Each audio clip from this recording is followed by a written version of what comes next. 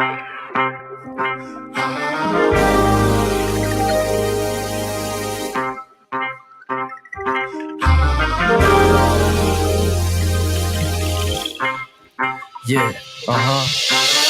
Close the doors, walk across the corridor. We got something to show you. Media is our repertoire. Fed up with the same news, no channel to use. Cruise control mentalities, here we offer you. We gon' show you a new way. The content, it never strays from positive and uplifting. Once a week, the scope gifted. With the presence of your eyes, what a distraction. Beautiful to soul, especially in action. This year not ration, came in abundance. Films like in Sundance, tech like the pop art. Tachi Queen, you are Curtis, a beast heart. You must carry, cause MCs they all vary. And seldom do they motivate. World full of hate, we serve a hope on a plate across different platforms. Let's hear a buffet, hydration like Boucher. Don't focus on a day. What is up, everyone? Welcome to another riveting week of MediaScope. This is not the pre-show, this is the actual. I am your host for this show. My name is Tachi, all things media, tech, and pop culture. I'm a media professor, filmmaker, media content producer, also a journalist. We are going to get going in just a moment because we had some tech difficulties, but that happens in this world, so it's completely okay. The person behind the scenes, what's your name? Hey, everybody, what's happening? Sid, you refuse to say your name. Must I do everything? MC Curtis. Sounds so much better coming from you, though. Oh, you're trying. Anyway, how is everything going with you? Everything's going well. Good. How's dance? Oh, wait. Back. Some what back? Some turkey legs back to the store. They were bad turkey legs. I was trying to make some lentil beans with turkey, smoked turkey. You know what I love? The fact that you have everyday things that you share with us, that you return bad smoked turkey legs to the store. I think we've all been there. I haven't, but how did you buy bad turkey legs? I don't know. I just they actually look pretty good. That's wow. This looks great. It's gonna go nice. Well, when you buy your groceries at the gas station, what do you expect? I know. You cannot buy smoked turkey legs, chitterlings, any of those things above at the gas station. Yeah, I know that now. Thanks for telling me. Yeah, I'm glad you know. Well, let's take a couple of, before we get to our guest, Ross Brand, and let me apologize. Part of the teas I'm having is making me look choppy. So that's a concept called dropped frames. So please excuse the dropped frames. We're going to solve this by next week because I'm not liking it. So Derek Tuggle is here. D-Tug, how are you? And yes, you are over on the YouTube side. Fantastic. Welcome. Thank you so much for being here. Cheryl Woods is here. What's up, Cheryl? Good to see you. Wabiri Jordan is watching on YouTube as well. Wabiri, how are you? So good to see you. Oh, and look who's here. Stephen Kaplan, the photographer himself, says in the house, MC Curtis is beyond mellow today. Yeah, that's this is a different kind of mellow for MC Curtis. That's a turkey wing mellow. That's what we'll call it. Nice and turkey wing mellow. So anyway, DiCarpio says, hello, Dr. Tachi and good people. Absolutely. And Felicia, how are you? Good to see you. Felicia Batten is here, and hugs to you. Hugs, everybody. Letting you know I appreciate you being here. Look, we are about to have a show today. You know how they say on social media? We had a time last night. We're about to have a show today if I don't knock over my microphone. But anyway, so you're good, MC, besides the turkey wing debacle? I'm doing well, yeah. Go. You know what? You made your turkey wing debacle seem like a gate, and that's what I appreciate about you. It's that serious. It is. I love that. It is that serious. You called up the cow, everything. Go ahead. You can't have lentils without turkey legs. That's this doesn't work. God forbid. Anyway, But I'm sure it was delicious. And I'm sure everybody in the house thanks you for not using spoiled turkey legs to create your lentil soup or whatever. Well, I have Anyway, to see if I get my money back though from the gas station. exactly. And you know they're higher at the gas station. I'm sure you paid $14 for those spoiled turkey legs at the gas station. Next time we won't do that. Lesson learned. Yeah. Let's see. Oh, okay. We have that's actually, she's trying to put up some emojis and it came up with that. So, and Jasmine said, "What's up to us? Hey, MediaScope Massive. Dr. Tawana is here. Hey, Dr. Tawana. Also, Johnny Ray is here. Hey, Johnny Ray, what's not a saying? Let us know. Anyway, can you? I see. This is really a totally an MC Curtis thing to do. Go to the grocery, not the grocery store, the gas station, or the bodega, and buy turkey legs. But it's worse from the gas station. So next time we won't do that. All right. Well, without further ado, we're going to bring on today's special guest because today is an Ask Us Anything Wednesday. So in addition to the great conversation we're about to have, you are allowed to ask us anything, and we're just going to have some conversation, answer questions. And with that, how about we bring on Ross Brand?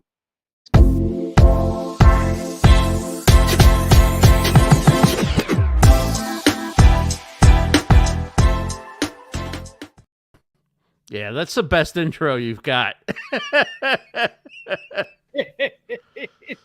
And guess what? I had it from the last time. So there we go. That works. That always works. It does. But I would do it all over again for you coming and gracing our show with this. Ross Brand, how are you? I'm great. I'm super honored to be back. This is going to be a lot of fun. Oh, it's going to be amazing. It's going to be amazing. And you know you have one of those names that you have to say your first and last name, Ross Brand. Yes. And whenever I talk about you to people, good things, of course, I'm almost like, Ross Brand, I never just say Ross. You have to say Ross Brand. It is like how some people just have one name and no, you have to say Ross Brand. It's rich. It's rich, isn't it? One thing I was told when I was getting into radio was that, like, we don't know if you're going to be any good, kid, but you won't have to change your name. All right, well, that's something. Yeah. You might be terrible, but your name is great. So there we go. Wow. All right. Well, Ross Brand, let's get started. Let's talk a little bit. And remember, folks, MediaScope Massive, if you have a question, please put it there and we will definitely answer it. Put it in there. A question for Ross or otherwise, just let us know. All right. Or a question about MC Curtis and his lack of turkey wing acumen. But we could save that for later. So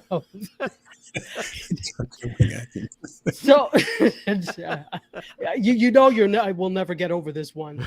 This is going to be etched in MediaScope history forever. You and your spoiled turkey wings. But Ross, yes, tell us. This is the second week of your network that debuted 2 weeks ago, obviously, called 100 TV Network. How is it going? Tell us about it. Tell us about some of the shows there and tell us how it's going thus far. It's going great so far. This is the second week. On Mondays, we have a lineup of 10 creators and we do 10 shows. We stream it back to back to back. It's like television in the sense of its destination.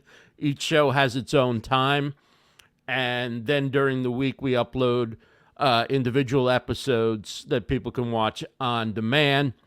And each month we're going to be adding another day of programming, so we're already getting our lineup set for in June. We're going to add a Tuesday streaming lineup of 10 hosts. I see in the chat Stefan's here, and he's going to be joining our Tuesday lineup. And I see Janine Payne's in the chat. She is actually featured on Rebecca Gunter's Business in the Raw show. Yes. In which they take you behind the scenes of business and branding And I think that's a big part of what I think a lot of our shows are.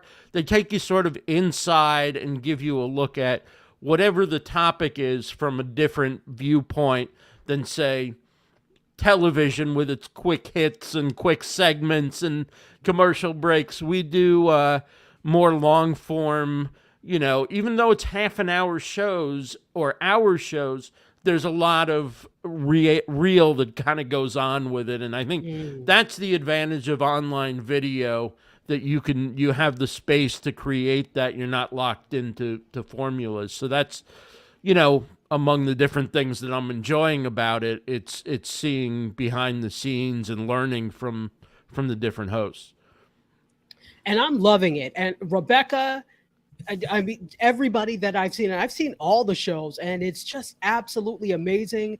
They are so talented, and that's why I'm excited about the rise of independent networks, because there is the ability and the opportunity to showcase creators that would not necessarily have their voices heard on other platforms, on other more traditional platforms. That said, question for you, and Sure. I always ask creators this when it comes to, like, they want to have some sort of live stream, podcast, or show. Why should people watch 100 TV Network above others, or maybe above, but maybe in tandem with others? What's different about 100 TV?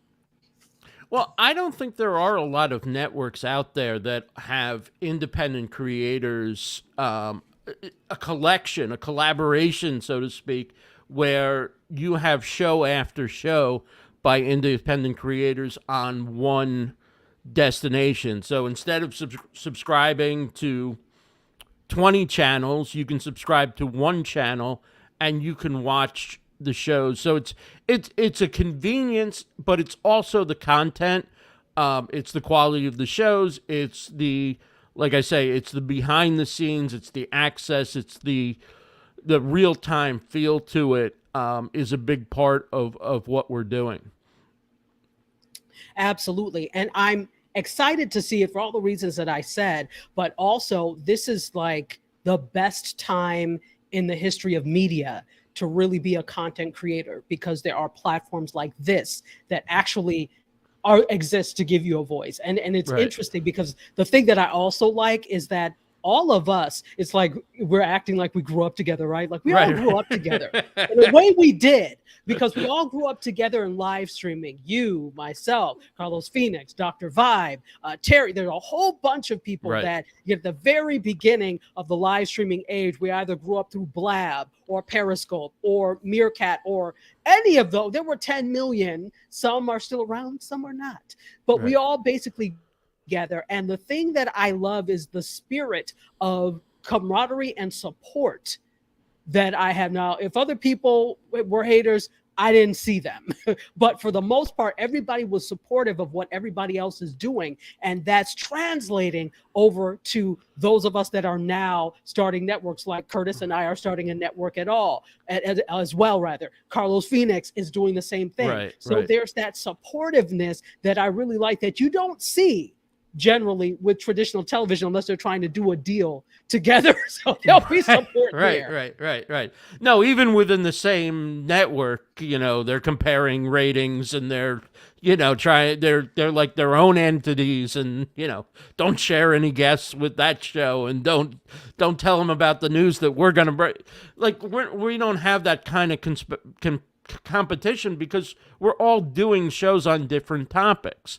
And that's the other thing. If you have your own channel on YouTube, let's say, if you can crank out like a video a week and a live stream and maybe a shorts video or two, wow, you're really doing amazing, right? That's great consistency. But you have to be niche, because it's not enough of a volume of content that you can accommodate the whole world. But when you have 20 creators, you can then have a full service network in which you have shows on all different topics because of the volume of content. Now, we've only been, we did a few live streams and some shows. I think we did maybe 6 or 7, maybe 8 business meetings that we live streamed to show, how we were putting things together. But Yeah. basically, we launched a week and a half ago, and we've already got, I think we've got about 45 videos up on the channel already. So this is a volume of content that a single creator can't do. And so instead of all of us maybe supporting each other, but being so dispersed around the web that you can't make that impact that you can make when we're working together. And I mean, going back to Blab, and I apologize if I said this last time I was on the show, but you know, I think you've always had this philosophy. And I see Claudia Santiago's who's gonna be joining us on our Yay, Tuesday Claudia. lineup. She's got this philosophy, and that is, if the live streaming thing, this was back in 2015, 2016, the smarter people approach it like, if this thing takes off, there's going to be more work and opportunity than any of us could handle. And if it doesn't, then what's the point of having torn each other down, right? And I think that's where the network concept comes in now, is that the economy is going to be going through, and will be going through a tough time. I think, you know, it's gotten to the point where the new factor for live streaming and online video isn't there anymore. So you have to come with something, sustain something, but you also need an engine to promote that and to keep people where you become the destination. Like Rebecca says, the destination station. You got to be one of those places where people go when they come onto YouTube, because more people are watching YouTube on their TV than ever before. I know I didn't have a smart TV until like 2 years ago, and I know I watch more YouTube on the television than I actually watch TV on it. Yes. Yeah, absolutely. Absolutely. And you know, you can argue to say, and then I'm going to greet some folks. You can argue that things like Roku, Fire Stick has turned regular TVs into smart TVs, so you're able to get some things that way. But I just bought another TV, and I didn't know, because the TV I had was from like 2012 or something. A whole new world opened. I said, connected TV? You don't say. And I know about these things in theory, but I didn't have one, so I didn't experience it. But when you turn it on, it's like your hair blows back. If your hair blows, you know, it is just amazing. And with that, there's all this free content. So like, I have an LG TV. LG has its own channel, so it got some repurposing from other things like Cheddar and things like that, but it's also got its own channels. And I discovered a whole slew of other content. So there's less and less incentive to go the traditional route to get content, because there's so much great content out there, and that's what I absolutely love. Claudia Santiago, hello. Also, Stefan says he's loving the hat. Thank you. You're loving the hat. I'm a hat girl, as you know. Also, Claudia says, Tachi, no. What did she say? Where are you? Okay, here we go. She says, looking forward to working with you in June to Stefan, and also such a great crew. We go way back, eh? The Blab days, yes. Back to Blab, even before Blab. way back. Terry Johnson is reminiscing. You know what? Whenever we say the B word, we all like, oh, I remember those days. So that's how a lot of us met. So absolutely. And Chill with Elias is here. Hello. Welcome over from the YouTube side. And yeah, that's what we have. And he also shout out to MC. And also he says that there is something for everyone, which is absolutely amazing. All right. Hold on. And we do have the Queen of Food Truckery and the Minister of Libation here. That would be Serena Wills. And yes, it is happy hour. Yes, she's here. In that last screech. Yes, on one wheel. All of libations are on sale, because we're having the happiest hour ever. So go ahead and grab some. Maybe you'd like some orange juice. Maybe you'd like some sparkling water or whatever. Go ahead and have some Not on the house, but you can have some. Serena won't allow that. So anyway, here we go. We're going to keep going. And remember, if you have any questions or comments for Ross or anything we're talking about, please put them in the chat because we want to acknowledge them. And I have to apologize for my choppy video today. Something is going on tech-wise, but hopefully by next week we will fix it because it goes good and then all of a sudden man or old woman tech problems wants to creep in. So we're going to keep going with it. So let's talk some more about this and the network. Are you anticipating, do you see in terms of this in general, do you see more of this happening? Is this the future? Independent networks? I think so. I mean, I think this is a necessary step. It's a necessary evolution. For solo creators, it's a very difficult market, but if they come together, there are audiences out there. And I think a lot of us who've been doing live streaming, going back to Blab, but who have started in more recent time, create shows, half an hour interview shows, in-depth shows. And I think what I've discovered, at least in my viewing pattern, and I think from other people since I've gotten the smart TV, is that now I'm looking at YouTube more like television. When I'm on my phone, give me another short, give me another hit, give me another hit of dopamine. Let's go, another funny, right, like 3 seconds, you haven't gotten to the point yet. But when I'm watching it on TV, I don't want to watch a 4-minute video and then have to search for another. I want to put it on and then, look at my phone and do my social or my work while I'm listening. And I want a show that's a half an hour or an hour, just like I would a TV show. And I want something where it's going to feed into the next thing that I would want to watch, and I don't have to start searching around. I want it to be that TV-like experience, and I think the independent network is a great way to do it. I just think that the way the algorithms work, you have to have a certain volume of content these days if you're going to be competitive pretty much anywhere, but particularly on a platform like YouTube.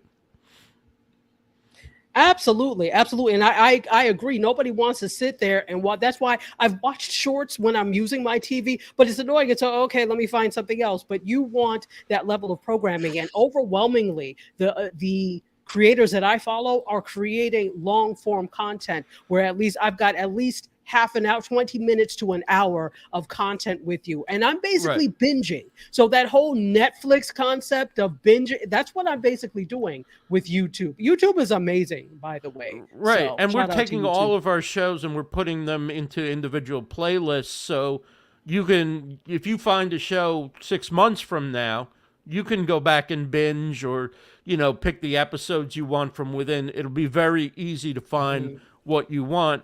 But I think it's that experience that, for a long time, between the Blab days and maybe now, right, all the YouTube gurus were very big on, it's got to be short videos, it's got to be how-to. And yeah, when I'm looking for a how-to, though, once I get the answer to how to plug the thing into the thing and put it together and, whatever, I'm out of there. I'm not staying around a second longer than I need to learn how to do what I need to do. And I'm doing that on my phone or I'm doing that on my computer because I want to be doing the thing that I'm learning how to do. But I'm not watching those type of how-to videos so much that are short and to the point. When I'm not watching on TV, I'm watching a longer video.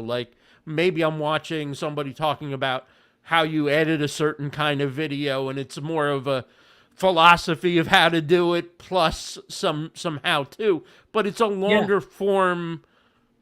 Whatever it is, I think there's a place for longer form talk and longer form instruction now. Yeah. To think about YouTube differently because so many people now, almost half the U.S. population is now watching YouTube on their TVs. Absolutely, absolutely. Let me say hello to some of the people that are watching on my account on Facebook. For some reason, the comments don't pop up. So Alicia Taggart, who was my neighbor when I was little, hello, Alicia. Also, Miss Karen Parks, who was the mother of one of my students at when I taught at Nova Southeastern University. Hello, hello. Also, Gary Lanham, one of the finest real estate professionals in South Florida. Look him up if you are looking to buy or sell a house. He's absolutely amazing. So greetings to everybody. And Gary is up in Baltimore, so he says greetings from Baltimore. All right, Gary, good to see you. So we have some questions, and I knew Chill with Elias. I know it's you, DS. I know. I was just saying the name. So DS actually has a question for you and says, do you think that free streaming TV like Pluto will soon become oversaturated and that many free streaming companies will die out? There are so many out there and most show the same channels. What say you? Well, we're doing all original exclusive content. So any show that you watch on 100 TV, you can't watch anywhere else for at least a year, and then the creators can take it and they can distribute it on their own platforms. But for the first year, it's on either it's going to be on some 100 TV entity, right? Our YouTube channel, our podcast network. It's going to be exclusive. So I think I don't have a good answer to that question because that's not the realm that I'm looking at. But it is interesting how many of those services are pulling the same content. But here's the other thing that's interesting, and I think a lot of this has come up because, you know, the split between Tucker Carlson and Fox News, and, you know, now so now Fox is losing in the ratings to CNN and MSNBC, and they're talking about these numbers, and in the demo, which I guess is what, 18 to 54 or whatever. Yeah. What you come away from all of this is they're not fighting over that many people. Like, the audiences for all this stuff is so small. It's small. It's not like the whole world. So if you have either a niche audience or an audience that's devoted, you can monetize on a scale that works for your business and your income and the people on your team without having to compete with the big networks and stuff, which aren't doing all that well anyway. But everybody's, it used to be, what was it, Bruce Springsteen had a song or something, 57 channels, and there's nothing on. Well, there's 10,000 channels, and everyone has a micro audience, but that audience means something to somebody, right? People still have to sell products and services, and they've got to find a place to do that. So by having so many creators together on one channel, now instead of like 100 contracts they have to sign with creators, and they've got one place they can go and they can get exposure on a whole bunch of shows. So I think there's opportunity. You just have to think about who your audience is and who needs to reach that audience. You don't have to compare yourself to, the big TV news channels and networks, which, by the way, aren't really doing all that well either. And it's the same for ESPN, and they've had tremendous cutbacks. So in the sports world, it's sports media, it's not the same viewership as it was 15 years ago, where everybody who liked sports would sit around and watch the highlights on ESPN. Now I see them on my phone if I need them, or right. They come through on my Twitter feed, and whatever that wow highlight is, right? I'm trying not to see it because I'm not watching the game live. I'm watching it on DVR or whatever. So right. Well, the reality is that there is a lot, to DS's point and to what you were talking about, there is a lot of regurgitation of the same content. If you look at Pluto, if you watch Roku channel, if you watch all of these different all of these different places and spaces, you're going to see a regurgitation of those same channels. You're right. But the beauty in things like this, like Ross says, everything is basically kind of like exclusive content. So they're originals. What you're getting when the networks are people who are creating original shows. So there may be some licensing of content, but for the most part, you're seeing original programming, which I think is great for this. Also, we have a question from Felicia Batten, and she asks this: do you think the writer's strike will fuel a migration to the independent networks in search of content? Oh, I can't wait to hear what you say about this. Well, I would love for the answer to be yes. And by the way, Tachi, congratulations on doing your show without your writers today. It's really phenomenal that you've been able to pull it off and stay live. I don't know how we do it, but we the secret is I'm not part of WGA and I am the writer. So I'm not on strike right now for me.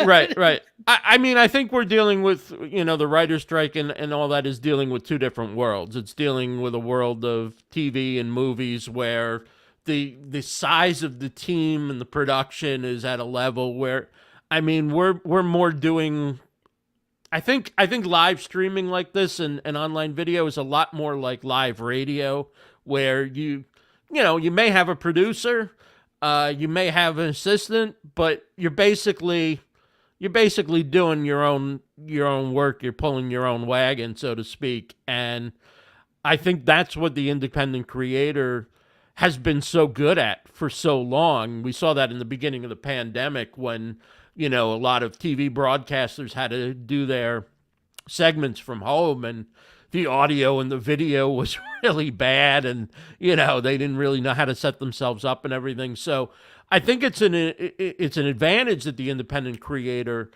has, but I don't know that that NBC, CBS, ABC is going to come to an independent creator and go, "Hey, we want your content."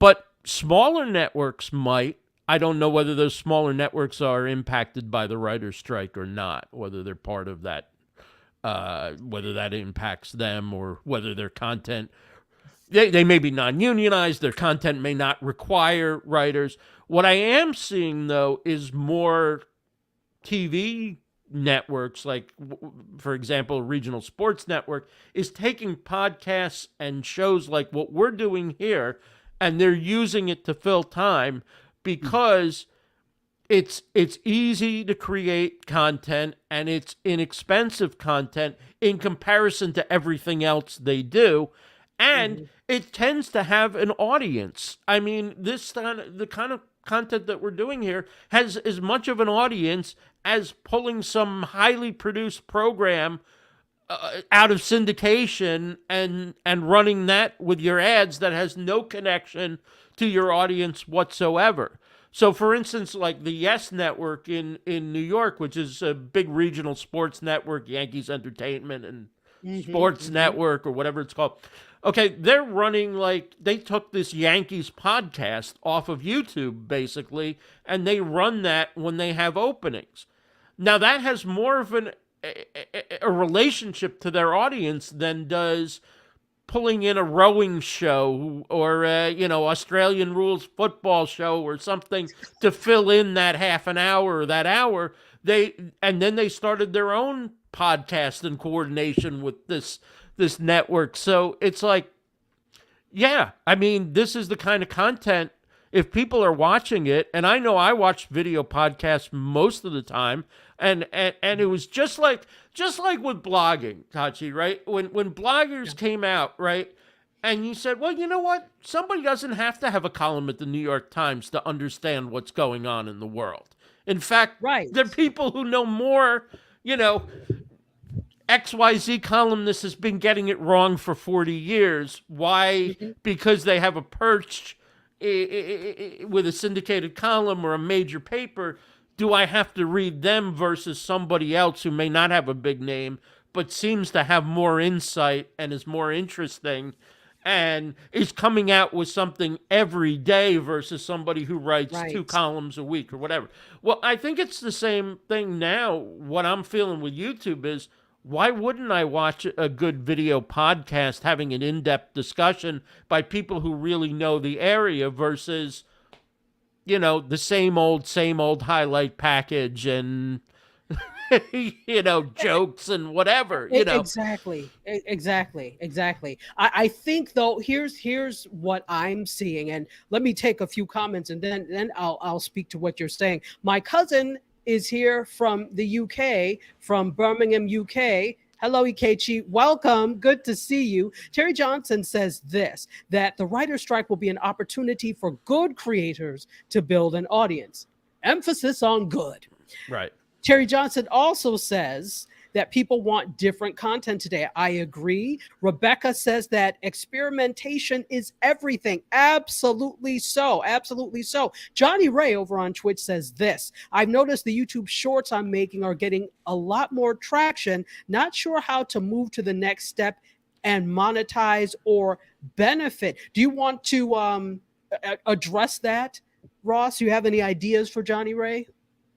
Well, it's hard often to find a direct line of sight between the YouTube short and monetization. I think what you have to understand is it's exposure, and not in the like I'm working for free, thanks for the exposure, but you're getting it's awareness, it's getting your brand out there, and people who like your stuff, because of the way the algorithm works, if they watch one of your shorts through to the end, then they're more likely to be fed another one. So you can build a small, loyal audience that becomes then a bigger audience and then becomes interested in your other content, maybe even your business offerings. But it's a game you have to stay active in, and it requires a fair amount of content to make a real impact in that way with shorts. But it's also a great way, if you're doing any other content, just to share it to another audience who isn't going to sit through the long form or read the blog or what have you. I think it's a great way to just give people a taste of what you do. Absolutely. And I think, remember that you have to meet certain criteria in order to monetize from YouTube itself. So you actually have to have, I believe it's 14 million watch hours for your shorts? It's something Plus, ridiculous. Yeah, it's ridiculous. 14 million watch hours. Plus you have to have at least 1,000 subscribers. So 1,000 subscribers plus 14 million watch hours for shorts to start to monetize that.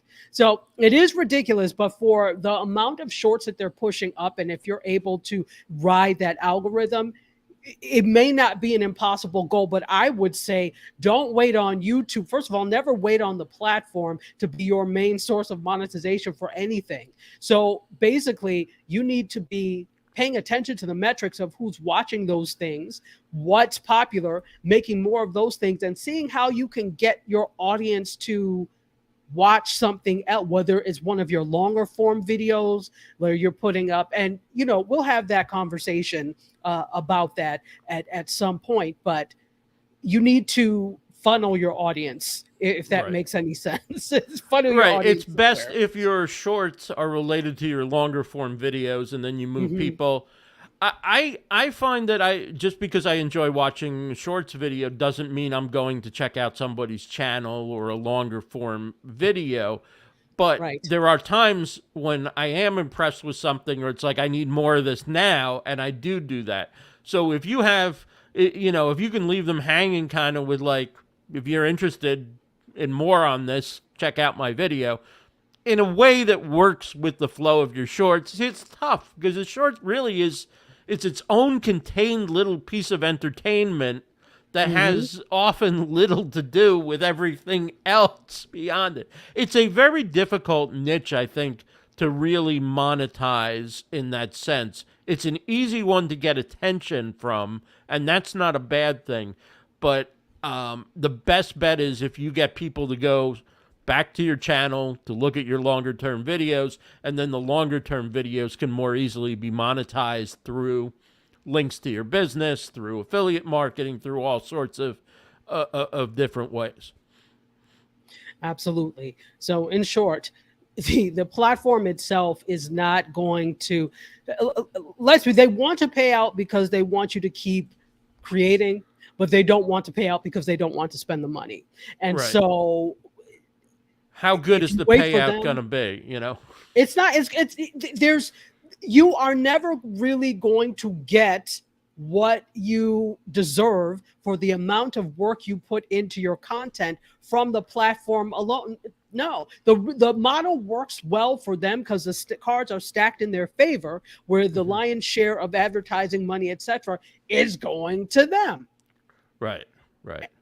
So, and there's nothing wrong with that. I'm not hating on their model. I'm just saying that if you're trying to, if you think it's really going to be significant, chances are it's not. It will be one. It can be one part of your strategy. Let's say that, not your entire strategy. Which is why we need to collaborate, because otherwise the platforms hold all the cards. Amen. That's what I'm Yeah, talking well about. said. And Johnny says that That's so he nice. could listen to us all day. So thank you. We appreciate you, Johnny Ray. Absolutely. Janine says, where are you? Okay. Yes, regurgitation of the same channels while 100 TV Network provides unique TV. And that's the crux of 100 TV Network, I'm guessing. The unique programming that you can't really see, at least initially, anyplace else. So let's see. Janine says this.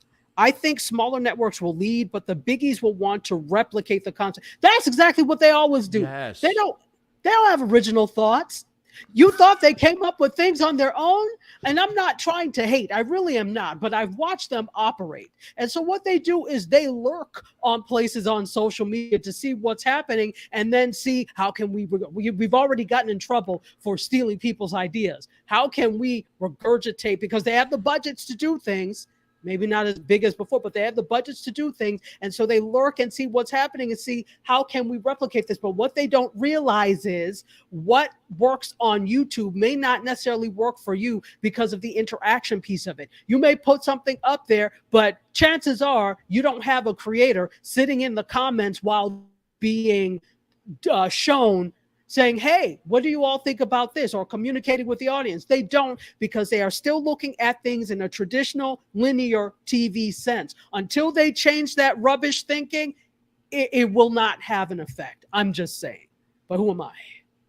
Right. And even when you have linear programming like we're doing on YouTube, there's a live chat with it all day, and people are coming in and out of the chat and giving feedback, and the creator can be there and chatting with the audience. So your question might not get answered in the live stream in terms, it might not get answered, by the host during the video, because we do have to stay on time, but it may be answered in the chat by the host, by the audience, so there's still that feedback and that real-time experience. The other thing is, not everybody who's a great YouTube creator can work within the structures of TV and wants to, they're winning on YouTube because they're either really creative, they're really charismatic, they're out there, they're doing things that TV would never let you do.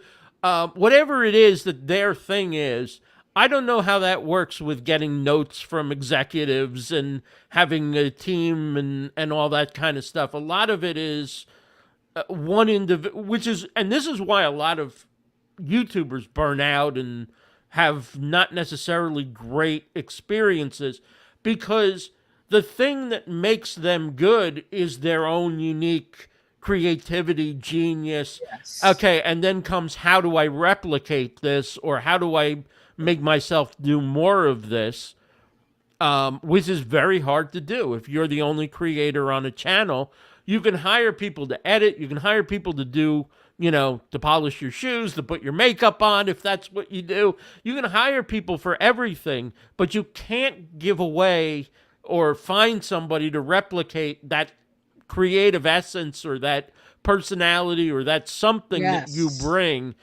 And I think going to TV and being forced into structures that you didn't have isn't the way to go. And if you're at the top on YouTube, there's no way you're making the kind of money on TV. You may want to be on TV because, hey, you got in the club and somebody invited you in, and it still seems important. And I Yes. think you scratch the surface of any YouTuber.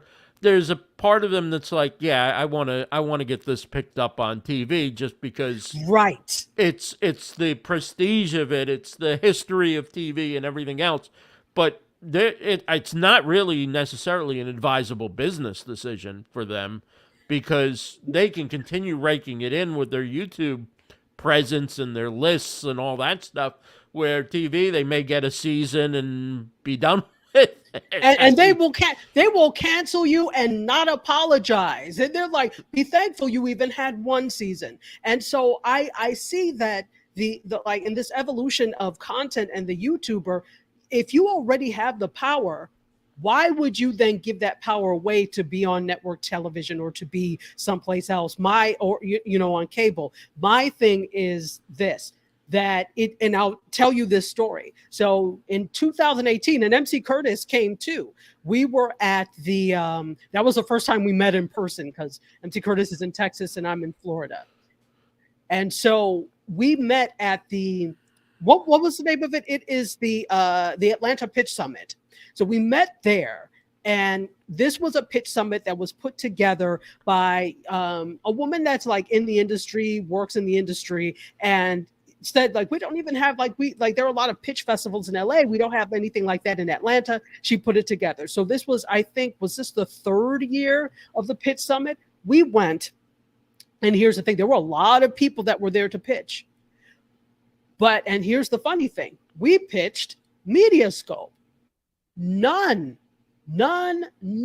of the networks that were there knew what to do with us because they did not understand digital. This was 2018 now. So every time we went someplace deck, they were like, well, we really don't do live and we don't do digital, but I think such and such does.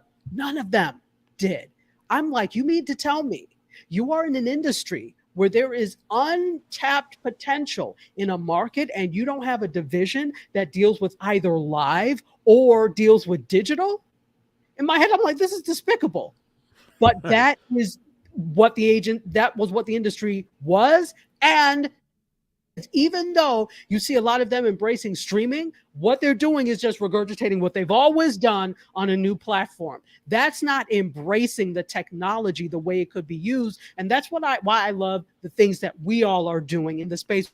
You're a YouTuber, whether you do something on IG Live, whether you've got networks like the both of us, we're harnessing the power of this technology for what can be done. And we're also harnessing our own audiences. Now, it remains to be seen if we effectively harness them so that they stay with us regardless of where we go and what we're doing. We're doing it. I think it's a learning curve, but I don't have very much faith, and it's terrible to say, but in the major networks, I don't have faith in them being able to harness this the way they should, but because of not only did they not know, so all the people that were pitching were crowded around all the same traditional. I'm like, but do you see this one over in the corner where there could be tremendous opportunity?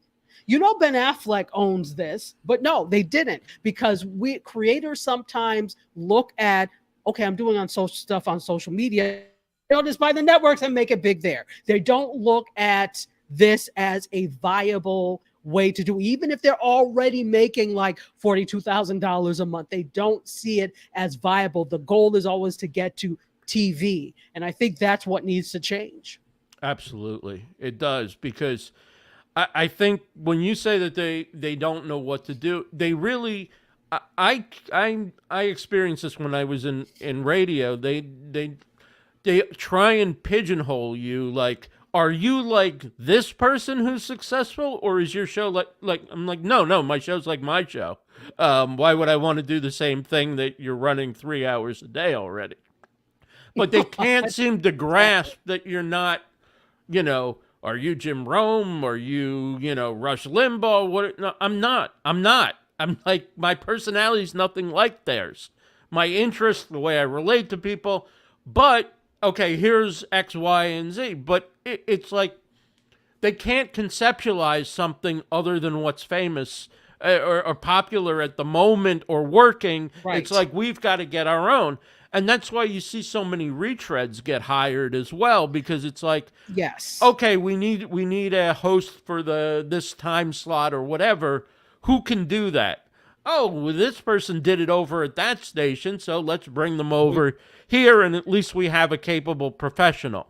Are they going to move the needle? No, but at least I don't get fired for hiring somebody and taking a chance on them, and then if it doesn't work out or Right. whatever. So the stakes are too high for the people in the positions like that to gamble Right. with new and different. Like, their job is to keep their paycheck going while the going is good, right? And so it's not to Exactly. take a risk and be the one who then gets blamed when it doesn't work. And that's why in the independent and the digital space, that's where the innovation and the difference making is coming along. And the question comes, do we find our own networks to put that content, or do we take content that's fit for digital and try and pigeonhole it into some sort of, I don't know, some sort of format that TV or, big media has decided that it's supposed to go into? Absolutely. And MediaScope Massive, we want to hear from, and then I don't know if you have a name for your 100 TV folks, but whatever the nickname is for them, the 100 crew. So we want to hear from you too. So if you have something to add to the conversation, please do so that we can add. What were you going to say? I'm sorry, Ross. No, I was just listening. I was just nodding my head in agreement with what you were saying. Okay. Okay. So Stefan says that content creators burn out all the time. Lord knows I hit burnout once. We all need to work smarter and not harder. And 100 TV. Absolutely. Mark Ward is here over on my page. What's up, Mark Ward? So good to see you. Terry Johnson also says that reality TV grew from the last strike. Absolutely. So it's like, well, what can we do where we don't need writers? Here we go. We'll get people who are willing to tap dance for chicken wings to come on. It will be cheaper, and we don't have writers. And that was, you're absolutely right. That's how reality TV really started to grow, because the last writer strike was in 2007, and that's when you started to really see the pop off of many reality television shows. Also, so we have DS has a question. He asks, is there anything you think YouTube can do better to serve content creators, and or what do you see YouTube doing different / better for content creators in the next few years? Well, what they could do better would be a show in and of itself. But YouTube, the thing that YouTube does do to serve creators is it doesn't really matter how big your audience is, your channel is, or anything. They take a look at every video on its own merits and try to match it up based on the metadata that you provide, and they try and match it up with an audience. So you have a chance that any of your videos could build an audience, and they provide a huge number, 2.5 billion active users. So that's why we're starting on YouTube, not because it's better than another option or higher quality or anything else. It's because YouTube is where you can build an audience outside of the people that you're already connected to. There's a tremendous opportunity to show up in search, to have your videos suggested. So those are the things, the opportunities that YouTube provides. It's also free. The cost of getting started, the barrier to entry is basically zero on YouTube. So there's plenty of good things about being on YouTube. It also is a great way to organize your content and categorize it. On the other social channels, you do a video. The video has its shelf life of a few days, and then nobody goes there to really search for people's back catalog or thinks of their videos on Facebook or LinkedIn as channels, their video collection. So YouTube has a lot of the right things in place. Doesn't mean that everybody's going to make use of them or succeed with them. There are a lot of challenges on YouTube. There's a lot of things YouTube could certainly do better, but they have a framework that you can operate within, and I think that's why our focus is first and foremost on the video end. It's on YouTube right now, and then we'll talk about maybe some TV platforms down the line. That makes sense. So Terry Johnson says this, offers this. People watch what they like no matter where it's shown. And Jasmine says that Ross is 100% on point. That's what I'm talking about. He absolutely is. Hey, David Simon, how are you? David says, hello, Ross Brand. Good to see you, David. Great to see him. Yes. Also, there we go. Also, Felicia says, thank you for your in-depth answer. I'm adding in-depth, but it was in-depth. And let's see. Oh, and Johnny Ray, Terry, who is also, we have a couple of social media strategists in here, Jasmine being one, Terry being the other. They're like our resident social media people. And she says, tell Johnny Ray to push the shorts to his long form videos with a link. So Johnny Ray, there is a suggestion for you. That is awesome. Terry also says, Ross is correct. Once you get on the content wheel, you have to keep making content consistently if you want to grow a channel. Yes, it is a hamster wheel. Another reason why wheels, collaboration is so important amongst independent creators or solo creators, because doing the solo, how do you create the volume of content and keep your sanity and keep your business and all that? Create that volume of content that you need in order to really trigger the algorithm to do what you need it to do. Exactly. Terry DiCarpio is asking, Terry, how do you get? She's had a whole lot of views. Again, there are stipulations. So you have to have at least 1,000 subscribers on YouTube for your, and then you have to have, I think, correct me if I'm wrong, but I believe it's 14 million views, not watch hours. I said watch hours. That's not what I mean. It's views. It still sounds ridiculous, doesn't it? It does sound ridiculous, whether it's views or watch hours. So yes, not watch hours, views. The watch hours is for the monetization program of your long form videos. I can't remember how long that is, but every 1,000 subscribers. And then for shorts, you need 14 million views of your shorts, not watch hours. I apologize. I didn't mean to say that.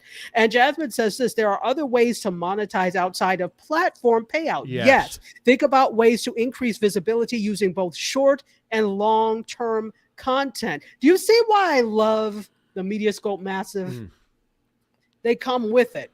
So does the 100 crew. So Terry Johnson's a name that you say the full name of. Yes, her too. I always say Terry Johnson.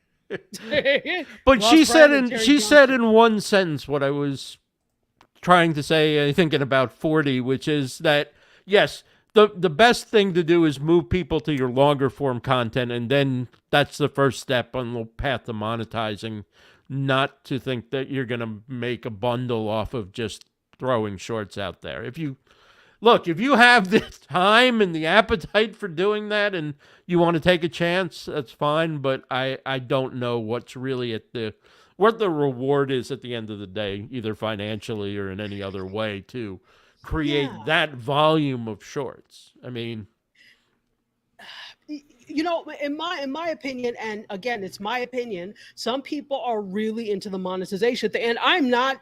Look, making this content, whether short form or long form, takes a lot of energy and effort. But I really see this as a long-term race. You cannot just be about the monetization end of it. First of all, it shows in the content, because if you're only concerned with monetization, that means you're cranking out a whole bunch of stuff for that money, and it maybe is not the best you can do. I also think you need to look at how else can I use this. You should be able to use your content in several different ways, whether that's also creating a podcast by extracting the audio, whether it's putting clips on social media to draw to longer form content. You should be able to repurpose this. Whereas if you're just creating shorts for the sake of creating shorts for payout, I don't know that you're doing the best thing that you can for yourself and your brand. Right, Ross Brand? Correct. And are shorts here for the moment, or are shorts here for the long term? Because the longer form videos you put on YouTube can be evergreen, can last forever and have audiences. Will the moment of shorts pass when, for example, perhaps the government decides to ban TikTok, and then these other platforms don't have to compete with TikTok, and all of a sudden they go, well, really now that TikTok's out of the way, why are we spending so much time on shorts when there's other things we might be able to monetize better, or, our audiences might actually prefer? I mean, I think right now the shorts are so big on YouTube and Reels are so big on Instagram and Facebook because they want to compete with TikTok. They saw that's where everybody was running to, and TikTok exploded. But what happens if TikTok's not around anymore? Will those networks or some other short thing? We saw Vine come and go. Remember Vine? And there was another one that Twitter was bungled that one. Right, and there was another one that was like Vine. I forget. There was a little bit longer. It was like a 15-second video or something. I can't even remember what it was now. But so will these things stay around or not? I don't know. But nobody goes, Tachi, I want to go back and watch your Vine videos from 2016. No, nobody even remembers Vine. Right, but they would certainly go back and watch your MediaScope shows if they're looking for something. So, you have to balance, what the videos are going to do for your brand and your business, and just your larger strategy long term, and whether this shorts thing is here to stay or it's not. And I'm not saying it's not, but I'm saying it's possible it's not, given the history of what we've seen. Absolutely. Janine is clapping. We love to see the claps, definitely. Rebecca says, I have learned so much about audience engagement from this show, taking notes. Good. That's what we're here for. See, that's why I love having Ross on. That's why we had to have him back again. I'm like, oh, no, you don't. You're not getting off that easy. You're coming back. So, so absolutely. And let's see. Serena is dropping a Caribbean food special for the friends in the Bahamas, who are about to greet in a minute. Buy a plate, get a free dessert. That's what I'm talking about. Maybe some curry chicken. Well, in the Bahamas, they eat peas and rice and some other things. So I taught in the Bahamas for a little while. So let's say hey to the folks, because we really did. We just got right into it. So if you are watching us on Facebook or Bookface, welcome. Thank you, both my channel and the MediaScope channel. If you're watching us on Twitch, we are happy to see the Twitchers. That's not your name, but we're going to just say it, Twitchers. Also, if you happen to be watching us on the Tubing of the U or YouTube, welcome. And if you are watching us on LinkedIn, hello, LinkedIn. We kind of see you. Anyway. And if you happen to have the distinct pleasure of listening and engaging with us tomorrow at 8 p.m. Eastern Time on Gospel 107.1 FM in Nassau, Bahamas, and the rest of the Caribbean. Yes. We wish you blessings. And MC Curtis apologizes for not having a tambourine. Next time he will be prepared. So we've done that. All right. So let's get back to it, because we are now 3 minutes over. I wanted us to go a full hour, and we have. So Derek Tuggle says the same thing with the record companies and why you don't see new artists who have different music and different styles. Absolutely. The media industries are risk adverse. Just like Ross was saying, they are not going to pummel money into something that is not a sure thing, which is why you see the same 10 people everywhere. And in Hollywood, let's see. Oh, hey, Renee Hastings is here from 100 Network. How are you, Renee? Good to see you. Thank you so much for being here. She's loving the interview and the insights. Thank you. Felicia says this. The deals that Jamie Foxx and Shonda have with Netflix show that even Hollywood icons are seeking more freedom to get their ideas out there. Yeah. Absolutely. I mean, you have to be, even people like Spielberg, even people like, they are having issues. And it goes to show to the point of you can't just regurgitate the same thing on these digital platforms. Poor Quibi. They thought they had the perfect storm because Katzenberg was from DreamWorks and everything was great. But you don't, what he has to realize is people are not just interested in seeing celebrities. No, there has to be some meat, and we're also interested in seeing us depicted on screen. So you have a vertical format that doesn't have us and celebrities we don't care about and shows that are mediocre, sir, you're closing. And 6 months later they did. Wish that on them. But that's what happens when you come into this space with arrogance and not understanding. Sorry. Yeah. Anyway, so Gord Eisman, Eisman or Eisman? I hope I said it right. Says YouTube is also a great platform for evergreen content. You are 100% right. Okay, so they're telling me it's 10 million in terms of the views, not 14, 10 million views you need for your shorts. So thank you for that. Wabiri also says it, and it's still a ridiculous number, whether it's 10 or 14. It's the same in my eyes. Tim Gillette is also here. What's up, Tim Gillette? It is so good to see you. So, you know what? Finally, as we wrap up, is there anything that you want to talk about or cover or throw out there that we did not talk about today? Because we had a great conversation. I loved this. This was great. I mean, we had so many great questions. We were able to cover such a wide range of topics. I'm just excited. I just wanted to say, congratulations. I know you and Curtis have taken the first step. Maybe you've taken many more steps, but publicly you've taken the first step and put up a website. So I can't wait to see the content and the different offerings that your network has and be able to cross promote and definitely cheering you on and wishing you both the best with that. I think this is the future for all of us. We've been solo for a long time or in small collabs, and I think the network is the way that solo creators are going to need to roll into the next phase of the digital media space, the digital creation space. Indeed. Hear, hear. And with that, we want to thank everybody who came on. You all are absolutely amazing. It's because of you that we do this. Thank you to Ross Brand again. Remember, you have to say his whole name, Ross Brand. Thank you to Ross Brand again for being here. If you, DS says this has been fantastic. I like Ross. I will check him out. Check out Ross. If you don't know Ross, get to know Ross. Claudia Santiago, all thank you so much for being here. DJ McFord. Okay, so we have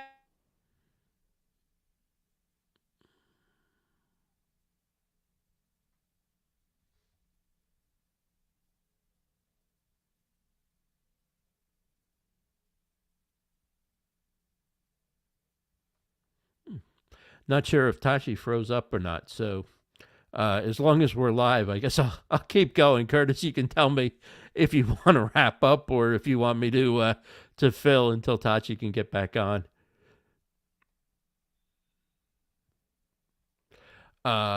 So I don't know if anybody's still there or not, but if you are, throw something in the chat. If you're not, yeah, Ross, go ahead and fill in. Yeah, okay. So I think it's really exciting that both Tachi and Curtis and myself with 100 TV and all the great people from 100 TV who showed up here. I can't believe you guys all came out. This is so awesome.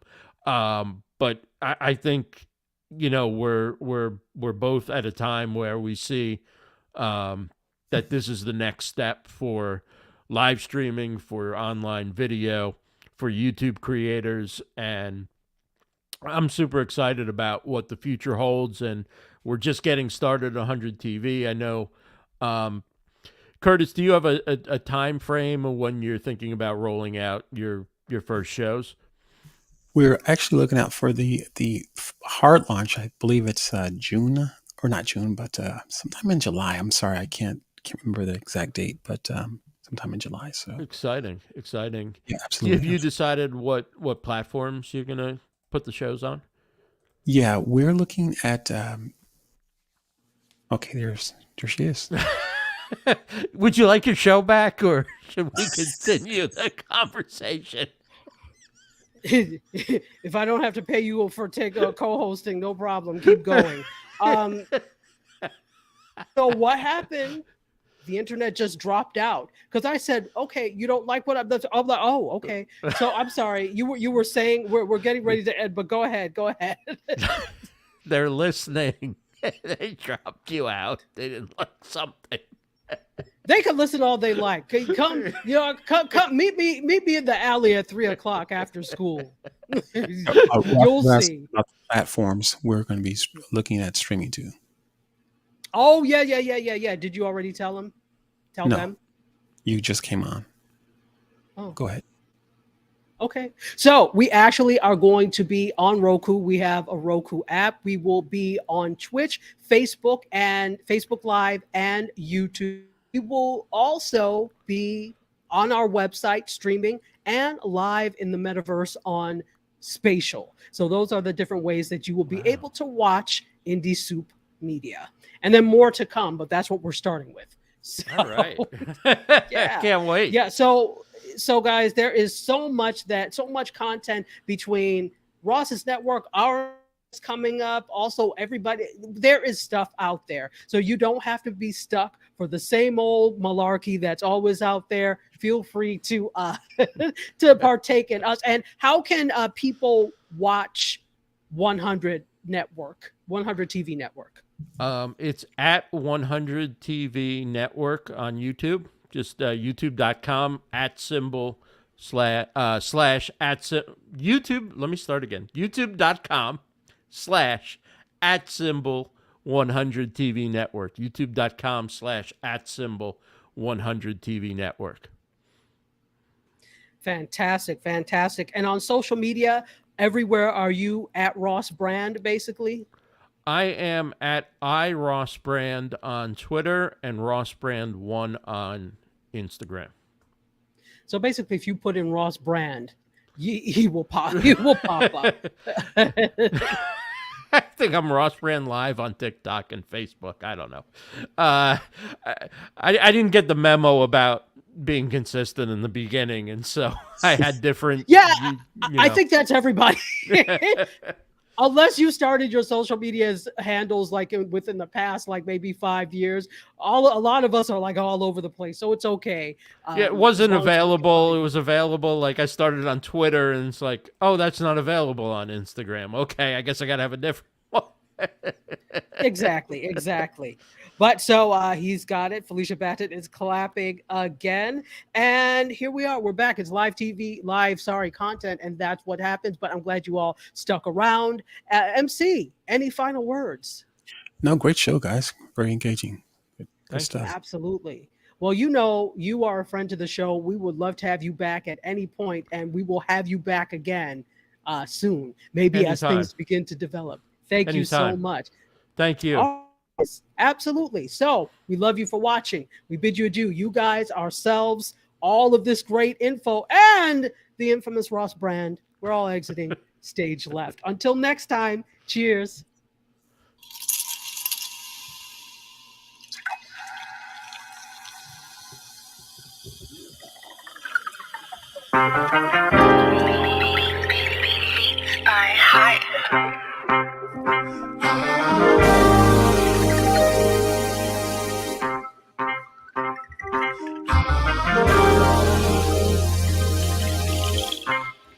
Yeah, Close the doors, walk across the corridor. We got something to show you.